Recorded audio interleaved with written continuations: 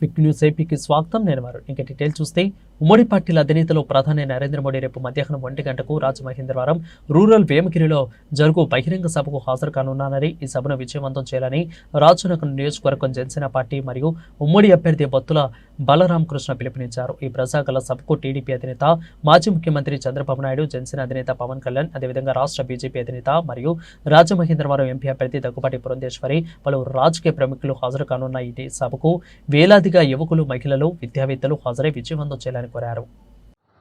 వేదిక పంచుకోవడం అనేది ఇది నాకు పవన్ కళ్యాణ్ గారు కల్పించినటువంటి అవకాశం. ఇది రెండోసారి. గతంలో కూడా గుంటూరు జిల్లాలో జరిగినప్పుడు కూడా వారితో వేదిక పంచుకున్నాము. ఇప్పుడు మన పార్లమెంటరీ నియోజకవర్గంలో, మన రాజమండ్రి పరిసర ప్రాంతాల్లో, మన తూర్పుగోదావరి జిల్లాలో మోడీ గారు మీటింగ్ పెట్టిన దాని మీద మోడీ గారు, చంద్రబాబు నాయుడు గారు, పవన్ కళ్యాణ్ గారు ఒకే వేదిక మీద ఉండి ఇక్కడ ప్రసంగించడం వల్ల ప్రజల్లో ఇంకా నూతన ఉత్సాహం వచ్చి ఇంకా ఓటు బ్యాంకు భారీగా మారే అవకాశం ఉంది.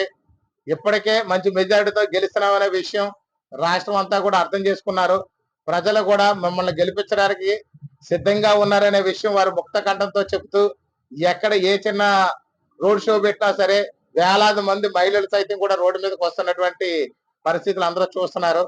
కాబట్టి ఈ మీటింగ్ తో ఇంకా రాజనగరం నియోజకవర్గం అత్యధిక మెజారిటీతో గెలవబోతున్నాం అనేది మేము ముందుగా తెలియజేస్తున్నాం. అదే విధంగా చూస్తే మా ఎంపీ అభ్యర్థిని కూడా శ్రీమతి దగ్గుబాటి పురంధేశ్వరి గారికి కూడా ఇది ఒక మంచి అవకాశం. వారు కూడా అత్యధిక మెజారిటీతో గెలవడానికి ఈ యొక్క ప్రజాగణం భారీ బహిరంగ సభ ప్రధానమంత్రి గారు, చంద్రబాబు నాయుడు గారు, పవన్ కళ్యాణ్ గారు కలిసి ఒకే వేదిక మీద ఉండడం అనేది అటు పురంధేశ్వరి మేడం గారికి, ఇటు నాకు కూడా ఒక అద్భుతమైన అవకాశంగా భావిస్తున్నాను.